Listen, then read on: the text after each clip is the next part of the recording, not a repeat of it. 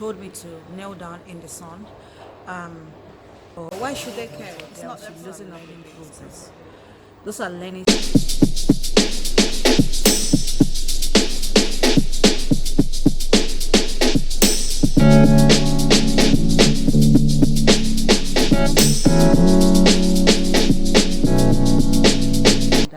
Hi guys, this is your girl TCK. My name is Ttkjinadu. I am back again with another chance of telling it just the way it is. So guys, stay tuned, enjoy. How deep is the thoughts? How deep is the thoughts? Okay guys, how deep is your thoughts? I am asking this question because you find some ladies who have graduated from over 10, 20, 30, 40 years and are still holding on to grudges. I have been in the midst of some ladies or girls who bump into maybe a senior, years after in a foreign land, and they refuse to say hello or greet.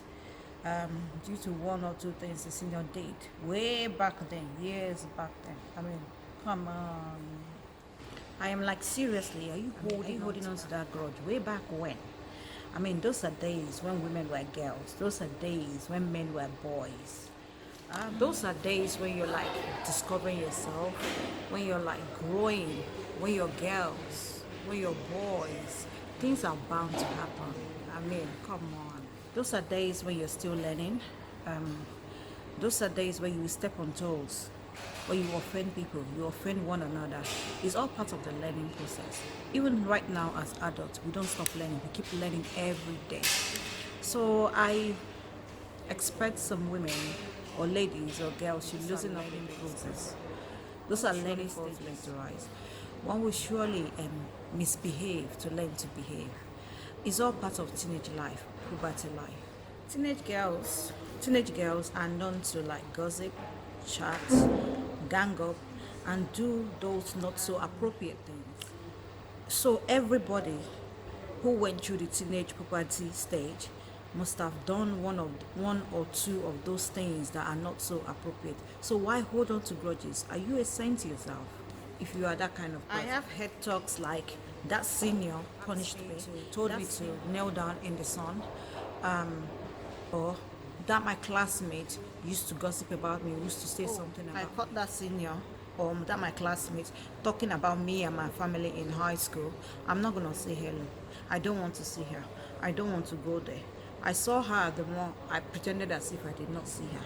I saw her at the city center. I just looked away because she used to gossip about me. She used to, after how many years of graduation? 10, 20, 30, 40, 50. Like, seriously. Guys, don't get me wrong. Do not get me wrong. There's nothing wrong in talking about it, even after years of graduation, or when you see that senior or that classmate or friend that used to talk about you way back in high school. There's nothing wrong about it. You could laugh about it, talk about it, even over dinner or over a drink. But please, just let it go. Let it go. I honestly think there is an underlying issue here. If you have been nurturing grudges for over 10, 20, 50, 30, whatever years of after graduation from high school till today, there's a personal issue. I do believe maybe that person is having some personal issues in their life right now. Some part of that frustration is being directed towards this classmate or this senior, or sometimes maybe they have been an issue of jealousy and envy ever since, and it never went away. Instead, it grows into something really deep. I think this is deep, and this might be personal, and this is not healthy if you're one of those people watching me. What you have done to yourself is put yourself in some kind of bondage, and you will remain in that bondage as long as you allow it to be. If you're that kind of person watching me, you have put yourself in that kind of bondage, in some kind of bondage. Or you could be a hard-hearted, unforgiving person. That is dangerous. You're hurting yourself. Seriously, you're hurting yourself. Do not get me wrong, guys. We all get hungry at some point in life, or every now and then. It's part of life.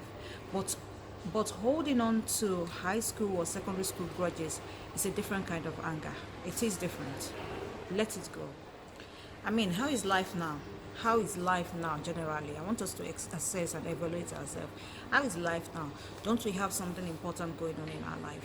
Why are we still holding on to that past experience, high school? Why is that past part of your life so important?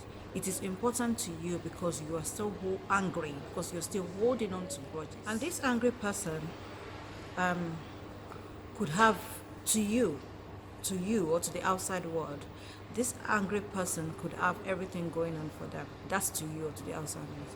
But it might be a personal issue. Sometimes they are personal issues they are dealing with.